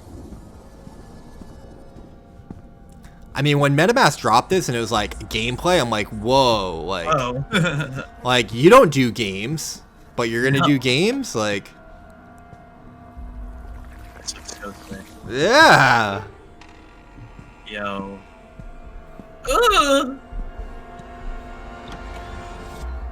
Oh, come on. That's freaking hilarious. Bring Web3 to your game. MetaMask Unity SDK available in the Unity Asset Store. Massive. Love it. Incredible. Love it. Great ad too. Yeah. Great ad. Well done, MetaMask. We also have one from Immutable. Let me see if I can find the Immutable one because it's worth sharing. Robbie shared it, but I don't know. Let's see. Let's go to his media. That was a cool meme. Yeah. I like that. Yeah. So, Paisan, let's take a look at this message from Robbie Ferguson, the founder of Immutable, talking about the Unity SDK. I think this is really important. To announce that we are launching the Immutable Unity SDK, and we're integrating as an official Unity verified solution. This is more than just news for Immutable. More than 50% of all games built today are built in Unity. And Unity embracing the future of digital asset ownership rather than trying to control it like others. Shots It's fired. going to be a massive step forward for the Web3 gaming industry. Web3 gaming will not scale until we solve easy onboarding for users and for game devs. Last month, we launched the Immutable Passport, which was our self-custodial solution to allow anyone to sign onto a game with email while still preserving full custody of their private keys. Love it. The next step is how can we make it as easy as possible for developers to build anywhere? And now they can do so inside of Unity. We're on a mission to take the $200 billion spent on in-game items every single year and make it ownable by the players rather than rentable and controlled by big corporations. Talk We're about not going it. to stop until digital property rights are real, and we're thrilled to be on that mission with Unity. Thank you, and see you next time. I love it, man. We're not going to stop until digital property rights are real. And to his point, man, Unity is embracing Web3. That's the key here. Unity is embracing Web3, not trying to control it like others. I don't know who he's throwing shots at and shade there. I do. What is it? I do. Games with custodial wallets, like Blankos, like unfortunately I love you to death, but STG football. Yeah. Games with custodial wallets where you do not have full control of your assets, and they could lock you out of your account and take everything you've bought whenever they want. They feel like you have violated their terms and conditions, which is what I've been on about this entire week. And what this beautiful, beautiful man right here is talking about, they shouldn't have the right to do that. Yeah. If you want to talk about a real decentralized, web and internet space. Yeah, absolutely. Absolutely. So I think it's huge, man. It's unstoppable. It's kind of undeniable. And we're seeing, the breadcrumbs to the adoption, to the infrastructure being built. This is just going to be so massive, man. I mean, we're far away from it right now. The user experience still is really bad in getting into these games and everything. We talk about it all the time. I actually was writing a Twitter thread about it. That was what got deleted when my my browser crashed. But I do believe that it'll get better, and it's through stuff like this that it will get better. So shout out to Unity, shout out to MetaMask and Immutable for securing those partnerships and launching their SDKs on Immutable on Unity's server. That's really, really exciting. Where are we at? Okay. Oh, this is a fun story, Paisan. So I thought this was a really interesting news story from the week. Give me one second. Oh, God bless you. Excuse me. All right, we'll try and cut this out. This is a fun story, Paisan. I saw this earlier in the week, and I wanted to talk about it on the show. So the Illuvium DAO blocks an NFT pack opening event involving Three Arrows Capital founder Su Zhu. So apparently Su Zhu and Kieran, the co-founder of Illuvium, were gonna do this event, this collab, where they opened up, I think either the discs or the Illuvatars, just a pack of Illuvials. Let's see. Hold on. Is this the tweet? Yeah, influencer Illuvatar disc battle are happening after the launch of Illuvium Beyond. The first match will be between me and Su Zhu. Well, it turns out the disgraced founder was not celebrated. The Illuvium community was not excited to hear that their beloved Kieran was going to be hanging out with the disgraced founder Su Zhu, and the DAO put up a vote to block the event, and it passed. And Kieran, I think very correctly so, said that he's going to respect the DAO's request and decision, and they canceled the event. I think this is wait, hold on, where's the quote? I think we got a quote, but maybe not. Paisan, what do you think about this? I think this is awesome that they have a community and I think it's great that he respected it too, right? Because I think if you don't respect the wishes of the community, and especially once everything is put up to a vote, then what is the purpose of it to begin with? If you don't respect their decision. So Kieran did the right thing. I'm happy that we're in a space, in the internet, with these organizations where if a majority of people aren't happy with a decision or where something's going, you can put it up to a vote and it can be changed. So I'm happy that they have something like that, and props to Kieran for not going through with it, because you're also setting precedent, right? You're setting precedent for whoever else wants to create, a DAO. When something goes to a vote, everybody has to respect the verdict. So I think this is a good outcome. Totally agree. I think it's super cool to see DAO governance in effect and having influence. And shout out to Kieran for respecting the DAO's decision. Interesting move. I'm shocked that they even would think of doing it with Su Zhu for the first one. You had to have expected that kind of backlash. I'm gonna assume that Kieran is very well connected in the DeFi space and crypto space as well. So I guess he's got a friendship or partnership with Su Zhu, and maybe he thinks that Su Zhu didn't do that much wrong. I know there's two sides to every story. I've seen Suzu, talk about things that like, hey, it wasn't us. SBF really rugged us, and Genesis and all these other people were the reasons why everything happened the way that it happened. I've seen crypto Twitter not so much buy it, so I don't know. He's a very comes down to this. He's a very controversial person in the crypto space. I do like the idea that they were going to do these kind of disc battles. I think that Kieran just did something last night or the night before with Bryson. They battled, and $5,000 went to the winner's charity of choice. Apparently Kieran did win, so he donated $5,000. Yeah, won in his own game. I know Bryson was not upset, but like the competitor in Bryson was like, I want to win. Same way, I would have felt the same way. But on a macro level, Paisan, what I love about this is when we talk about some of the value propositions of Web3 and Web3 gaming, DAO governance is one of them. And I go back and forth on the validity of DAO governance. Sometimes I think it's a little bit of a meme, but when you see examples like this, where, the community is raising their voice and then the founders are respecting it or being, held accountable to respect it, and they're really deciding the direction of the project.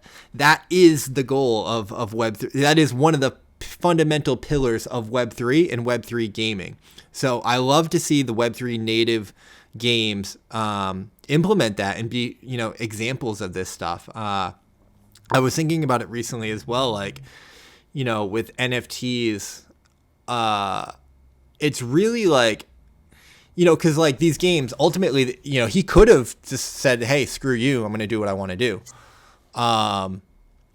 But that would really be like kind of suicide for the game, because if you upset your player base and everyone sells out of their collectibles, and you lose that revenue channel, that revenue driver of people trading and wanting and holding your NFTs and playing your game, it's really a cool way where the community has way more power than they ever had before in traditional Web 2. Like, okay, fine, you can stop playing my game, but like I already got your $60, and we're gonna continue on. Whereas in Web 3, it's like, hey, no, like, we really have a much more ownership and we contribute much more to your revenue streams. So if you're not doing something that we like, we can take that revenue stream away. Absolutely. And, I hate to keep bringing them up, but you're seeing that right now. You're seeing that right now with Mythical Games. They did not do great with their Nitro Nation sale at all. Yeah, it was a complete failure. So you could see based off of how they are upsetting people with their other games, that they're not really turning out and doing as well as they would have hoped or have projected. And that is the beauty of Web3. It is an absolute beautiful thing. Yeah. And to your point about that, Paisan, I know you've got some strong opinions there. I would love to build the Web3 Gamer platform to a point where, hey, let's talk to Mythical Game. Let's invite Mythical Games on and talk to them about this, and have that conversation, and hear from them. Maybe we'll learn some things that like, okay, that makes sense. Or maybe we can voice some things that they'll take to heart and maybe reflect on. I want to be a platform where, we're bringing that conversation to the forefront with the people where it matters. So I think that these games deserve criticism and constructive feedback, but I hope the Web3 Gamer platform can be one where people will come and chat about it. So I don't know if I'm ready for that, but that is kind of like what I've got planned for the future. You could 100% reach out, but they're gonna be like, "Hey, I don't want that Paisan guy on the show." But you could do it just you two. They definitely not, because I'm too far into it now. Like I know too much. So they wouldn't want me, because I would really press them, and I'm saying that publicly. I wouldn't do it in like a disrespectful way, because I would do it in a way where like I would ask them very hard hitting questions. Yeah. That nobody else really wants to ask them. Yeah. Well, I think that's good. Maybe we'd have to try and do, because I would want you on the show. But we'd have to find a way to be like, hey man, like let's do this in a very, very good way, because no, I would 100% be super respectful, but yeah. they would not like the questions that I'm asking because they potentially.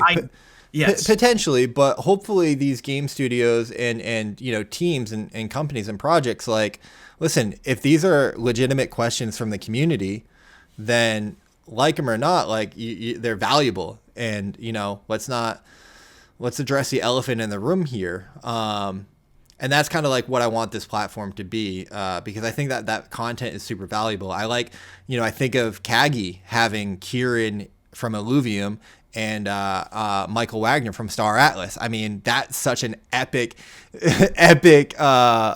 debate between the two of them. If you have not watched that, you got to watch it. But Paisan, we're in the weeds here. Let's keep it moving. Two more things to wrap up the industry news this week. Talking about raising money. So Vital XP raises $3 million for Web3 shooter Lowlife Forms. Why does Lowlife Forms sound familiar to me? I don't know, but Lowlife Forms looks familiar. I mean, love seeing $3 million coming in to the ecosystem. The round was led by Streamline Ventures and Marbrook Investments. Shows that Web3-based games are still getting funding in spite of a crypto meltdown and tough times in the blockchain space. Absolutely, all roads lead to gaming. Lowlife Forms is an evolved modular shooter set in a gritty yet humorous sci-fi science fantasy world filled with alien smugglers, droid bounty hunters, mercs, cons, and psycho crime lords. The deep lore behind the game lives at the intersection of advanced alien technology and mystical shamanistic magic. I like that. Shamanistic magic. Mystical shamanistic magic. Say that 5 times fast. No. We're building this new Lowlife Forms IP from the ground up for the blockchain, said Tariq Malik, creative director of Lowlife Forms. Including the community from day zero is a defining trait of the crypto space, and we're excited to include the players and fans on this journey in charting the course for both our fiction and the game's development over time. I swear we've seen something from them before, but all of that sounds really good. Is it this? February 22nd. This is new, so I guess not. And if this is actually game trailer footage, I'm going to be mad that I missed it. Oh, it is. It is. Okay. Well, this is Kiraverse. I was thinking, looks like that. It looks exactly the same, except it's not a battle royale. The low lives are coming. Magic Eden, okay, interesting. Discord, 30s in the can. Director by Boring Dad, non-graded. Okay, non-graded pre-alpha footage. Interesting, man. Interesting. I'm gonna give it a like. I'm gonna give them a follow. $3 million. They got a trailer. They got anything else coming? I don't know. We started this journey behind a lot of secrecy. We talk big, but we also know what we have. Ooh, okay. What we are building with Lowlife Forms. I can't say that correctly. Stop with the AAA fucking. Maybe. Making a new game universe, not only to make a fun sci-fi fantasy shooter mixed with gritty crime drama that embraces Web3 tech, but also putting in the work to do real IP world building so the universe could exist over so many games and other media. We chose Web3 to give people the power to sell and trade what they acquire, modify, and build in our worlds, even if the rest of the game industry isn't ready yet. We're going to raise the bar for gaming. And okay, I mean, it's not too much information here, to be honest, but while we're building to support multiple blockchains in the future, we chose to launch their first character collection on Solana and the Magic Eden launchpad. Okay. March 9th, our first gen characters, Lowlife's OG, will be minted on Magic Eden. Okay, so, on the horizon, March 9th, Lowlife mint is coming. Maybe we can get a whitelist allocation for this. I don't know. It's interesting. $3 million pre-seed. Wow. It's not a lot of money. It's not. But I think it's a shot in the dark. Like that with the with compared to the other numbers we've seen. yeah, It's more of like an investment of if it looks cool, if it takes off, it takes off. If not, it does. It's interesting that they've got their mint, they've got their Discord, and they've got that trailer, but they just got their pre-seed. 3 million. I mean, 3 million for pre-seed is not bad. Interesting. I don't know. It's kind of one to watch. Maybe we can try and get a whitelist allocation. If it's going to be a free mint, I don't know. I don't know if they really say. I think I would like a little bit more on the characters. Like, it's a little. Yeah, I agree. It looks like some like standardized skins that they just kind of threw some stuff on. That's what I'm saying, man. Secrecy. The red flags immediately. Secrecy. Yeah. To me, secrecy. Very similar to another game that's already out.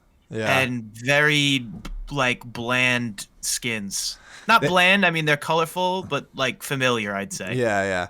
It's got what's the suicide? It's kind of got like Suicide Squad vibes to it. I don't love like the crypto meme stuff, right? Like the all-time high. You got rug right here. I guess you got built different right there, which it's not so much crypto. Is that she got Ponzi tatted on her? Oh my god! Like, to me, this doesn't come off the best because it just feels like I feel like they're making fun. I feel like they're making fun of the crypto space. It's kind of when like Pepsi and Wendy's were like, GM friend, GM, wag me. Yeah. Like, I would like a little bit more thought and care put into this, but maybe that's also like maybe that's the vibe that they're going for, right? They're low lives. Maybe it's not meant to make us feel good. Maybe these are supposed to be the anti-heroes, right? Yeah, antagonistic. Probably. I don't know. Low life, $3 million. We'll keep an eye on. You never know. All right, Paisan. The last thing for the industry news that I wanted to share, this kind of a Magic Eden episode. Polkastarter. Shout out Polkastarter, host of the Game Awards, partnering with Magic Eden to take Web3 gaming to the next level through both our platform and communities. Together, we'll continue to shine a light on the top games and help build a new era of gaming that is fun, accessible, and rewarding. Again, seeing a lot of movement out of Magic Eden and a lot of movement out of Polkastarter. To your point, this is all very good for Web3 gaming. It's all very, very good. I feel like everyone is stepping their game up, and it's going to be better for onboarding Web2 gamers, traditional gamers into this space when they can come and feel like there's a real professional built out, like we've got our shit together. I think that this is good because, we saw earlier on the Planet Mojo launchpad, Polkastarter Gaming had a great game review that was highlighting everything that Planet Mojo is doing. So I love seeing this stuff come together. No, it's great. And all these partnerships and everything that we're seeing in the space, it's only positive. I think, we say it week after week, we're just seeing these companies just in constant competition with each other, but it's a good thing because they're pushing the boundaries in what they're offering to the general public. It's totally a good thing. And like, hey, Web3 gamers out here as well, guys. We got a platform. We can take on some partnerships. We're all here to push Web3 gaming forward. So I think something will come for us eventually, Paisan, I think so too. With that said, that's going to wrap up the industry news. Nothing like crazy other than maybe the Mongraal stuff, but some inner baseball stuff going on. Actually got a bunch of things on the horizon this week, Paisan. We've been going for quite a while, but we'll try and speed through this. Symbiogenesis. I think I might have tried to share this last week, but I forgot about it.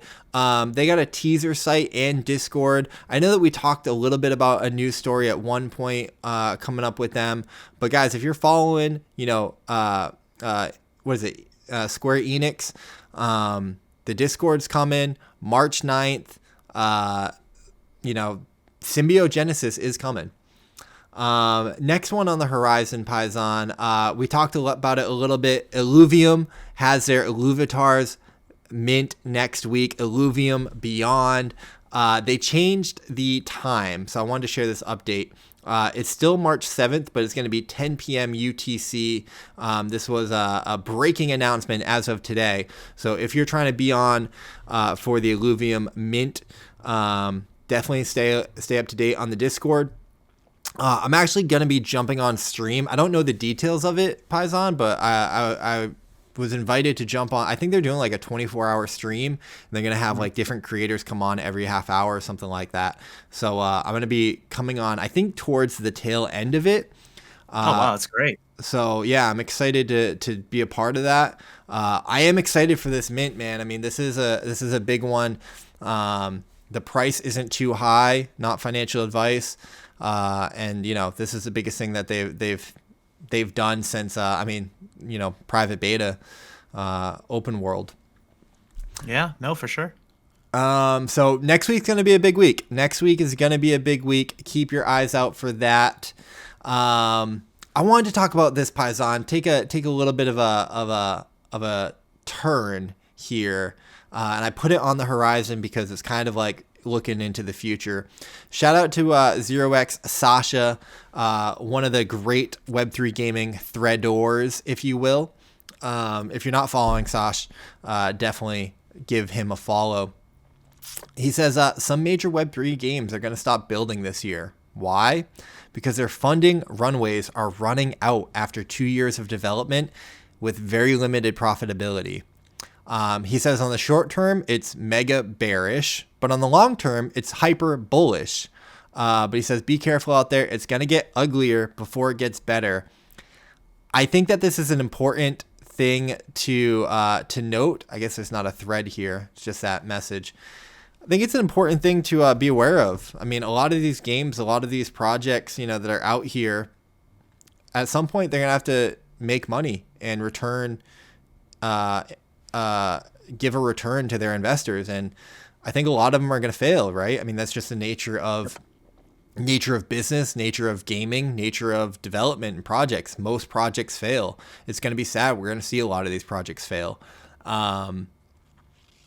Be on the lookout, guys. And that's what we've talked about this a little bit on the show, you know, today. Projects having to do things, rebranding, trying different things, you know, launching different things. We've seen so many mints. I mean, it's good to see free mints, but we've seen paid mints as well. You mentioned Nitro Nation not getting, not completing their mint or selling out nearly what they wanted to. So very interesting, man. I mean, like Sash says, it's gonna get ugly. No, definitely, it's gonna get ugly before it gets better. But I mean, this was. I don't know. I feel like the Great Reset is kind of needed because, you know, there are not so many, but there are quality titles that are going to be coming out within the next 2 years. So, I mean, I think we're going to experience within the next, 6, 7, 8 months, a lot of these projects that people thought 2 years ago were going to be, the big games are, officially going to start dying out because it just didn't hit that mark. It didn't appeal to traditional gamers.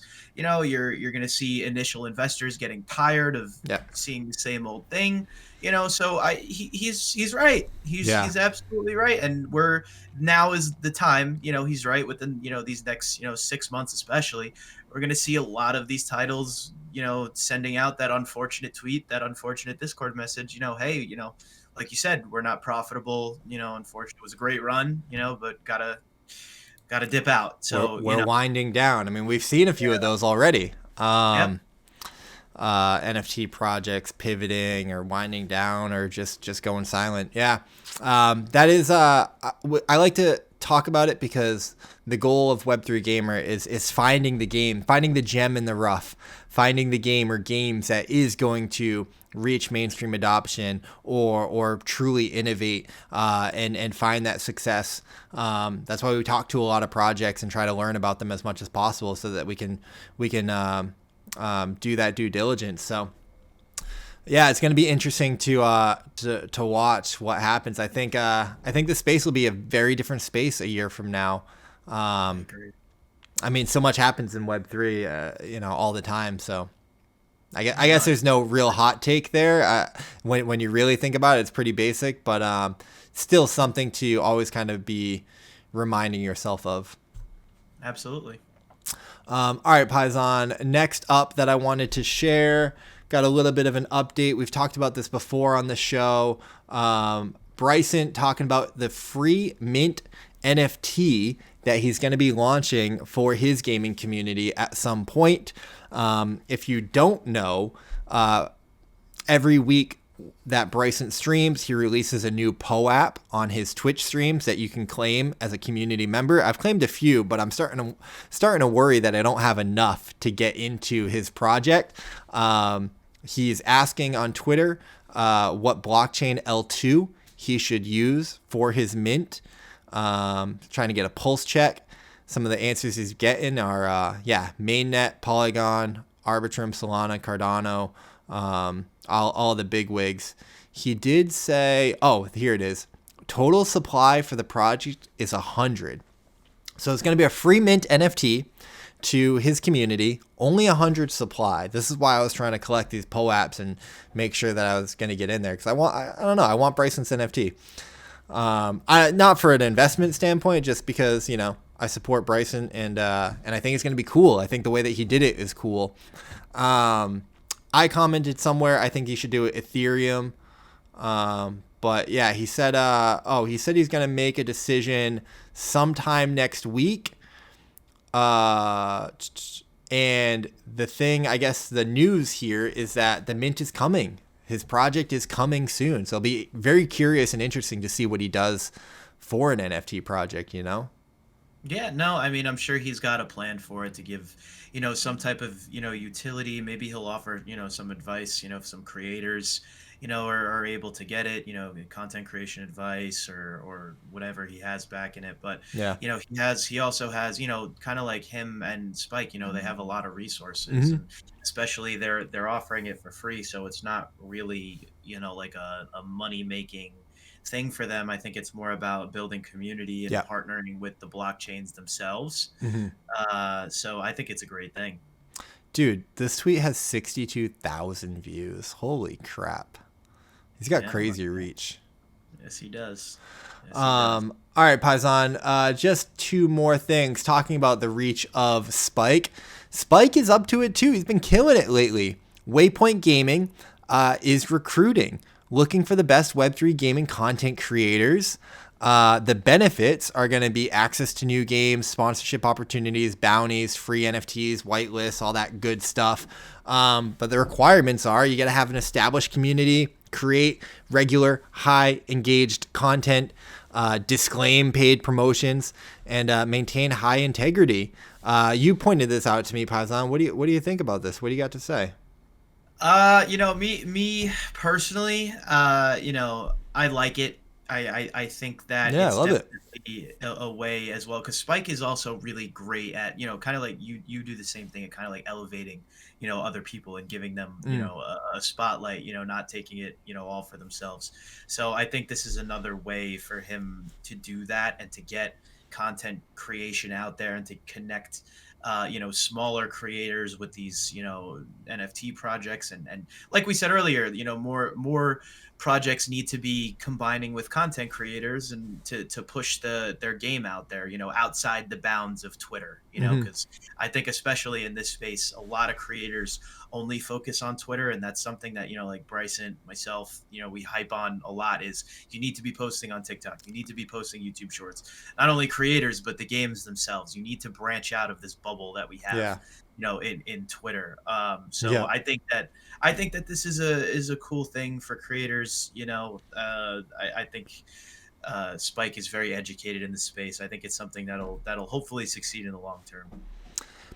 Yeah, perfectly said. Couldn't agree more. Shout out to Spike pushing the space forward. I think he's really, I think we talked about it last week or the week before. Waypoint is kind of becoming a marketing agency, bridging the gap between games and creators. So makes sense that he's recruiting the content creators now and is going to be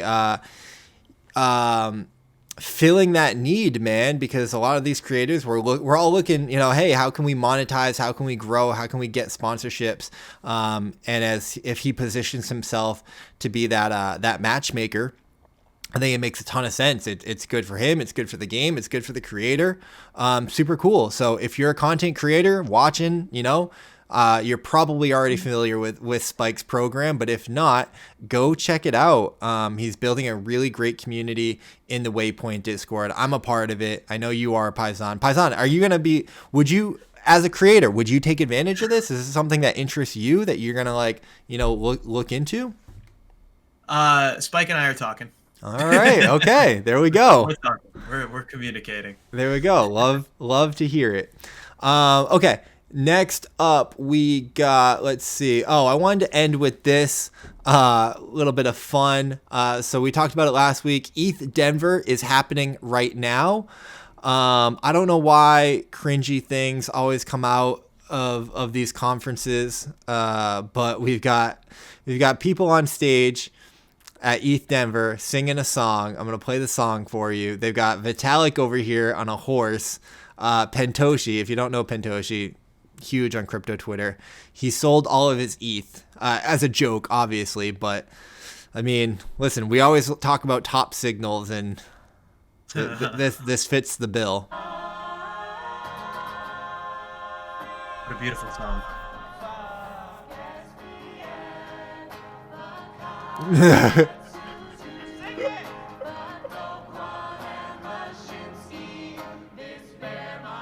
Markets on you.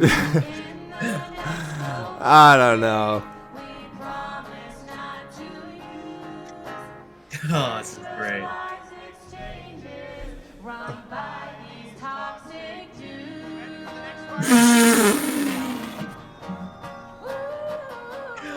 Oh my god. I think they said dudes. Oh my god. Okay, they did. Okay, thank god. I think I know what you were thinking. Oh my god. Call of the Buffacord. I don't know what a Buffacord is. I'm pretty sure that's a meme that I'm missing. I don't know. Hey, ETH Denver. It's Denver for you, I guess. It's a vibe. Have fun. Do your thing. Love to be there. Yeah, I would love to be there too. I think Ryan Day from Blockworks and Play Economy is out there. I know Austin from Rev GG is out there. I think Michael from Tolan Worlds is out there. A lot of people are out there. Yeah, would love to get the show to a point where we could get invited to do, the podcasts out there. It would be incredible. That should be the goal for next year. That would be sick. It should be. Yeah. I mean, we'll definitely do some stuff at NFT NYC. I think I might stream the entire thing. I got some ideas. We're gonna do some stuff, and that's gonna be exciting. I know Mona's going, and probably a whole bunch of other people. But Paisan, that's gonna wrap it up for the On the Horizon section. We're gonna close it out with some games that we're playing. We went long today. What did you play this week? You're always active and busy. Yeah. So I played some Undead blocks. Yep. I played the update. Actually, an update that we missed was the big time update. The big time massive update they just had. Was it the airdrop or what do they got? No, they completely there's a new starting area. They added a bunch of new dungeons. Oh, I did hear about that. Yeah, they added basically a 2-hour onboarding tutorial for new players. Oh wow. Yeah, they added a lot of new stuff, so I played through that. I played some Decentral Games Ice Poker. I won my first game. I forgot about that clip. I didn't want to. We had a lot of stuff going on, but that was an amazing clip. We got to find it. Go ahead. I was so hyped when I won, man, because I stocked up and I got a bunch of new shine to be able to play. I think the Decentral Games, not to talk about it too much because we talked about it already, but I think the Decentral Games arcade is one of the coolest things with some amazing prizes. Yeah, I'm so bullish on that whole arcade thing. I absolutely love it to death. I think it's fantastic. Oh, there I am. Yeah, there it is. Yeah, let's play this clip. This is amazing. I think we were going. I think I had a set. I had a set going in. Yeah, and then I hit the full house. I win my first game of Decentral Games or something. Yeah, I don't know. I won my first game of Decentral Games Ice Poker. I won my first game of Decentral Games Ice Poker. Let's go!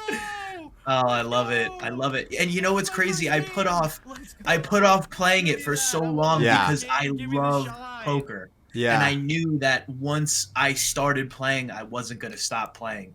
But now, like, you know, Mikey Z, shout out Mikey Z and Wes, but they were like, oh, we got him. And you guys got me, man. You guys got me. Like, I will be playing it 100% regularly on my stream now, like, for sure. And then, I mean, the last game I've been playing, I played with you. We did the the community game night. Yeah. Blankos community game night, I guess, something like that. Yeah, we had Blankos. Community game night was super fun. I picked the winners today, actually. Sorry, Paisan, you did not win. 16 people, I think, were in the, or 17 were in the giveaway. We picked 5 winners, so you had a 30% chance. So pretty unlucky there. I don't want to be in it. Yeah, I'm just playing for fun. It's for the community for sure. Yeah. Yeah. Community game night is such a vibe, man, and Blankos worked well. It was a question for me of like, you know, will people download the game and jump in there? But we did. We had like a small handful of people who have never played the game play it for the first time, and that's what every community game night that we've had so far, it's been like that. People have tried out new games that they weren't familiar with, which I love. Yeah. Kudos to you. What else did you play? You said I was gonna say something. You played Undead Blocks. You played Big Time. Yeah, Decentral Games Ice Poker, and Blankos. I guess Super Trip Land. Oh yeah, that other one too. Yeah. I played Planet Mojo. I jumped in there, tried it, had a bunch of fun. Like I said earlier, super easy onboarding experience and tutorial. Played Ice Poker, of course, as always. And then, yeah, Blankos. Didn't get into too many new games that I wanted to. I want to get back to it. I'm so close to getting back to trying out all these new games and creating content on them. Just been really busy behind the scenes. We're all always so busy. But yeah, shout out to you and your streams. Dude, I love that clip. I mean, the Ice Poker clip is so fun because like it's such, like you say, pure raw emotion, and it doesn't go away. Like when you win like that, when you win these hands, when you beat your players, like that's what gaming's about. That's gaming in its best form, most exciting form, and that's what we're here for. I think that's it, Paisan. Long show, a lot to talk about, as always, but we're going to keep it going. This is, the Web3 Gamer recap. Yep. We'll close out with that, guys. If you enjoyed the video, give us a like, give us a comment. That stuff really, really helps. We're going to clip this up. We do the show every Friday. So if you want to stay informed with what's going on in Web3 gaming, this is your place. Paisan and I are out here in these streets working hard, as everyone else is too. But yeah, that's the show. That's what we got for you today. Happy gaming. We'll see you in the next one. Subscribe.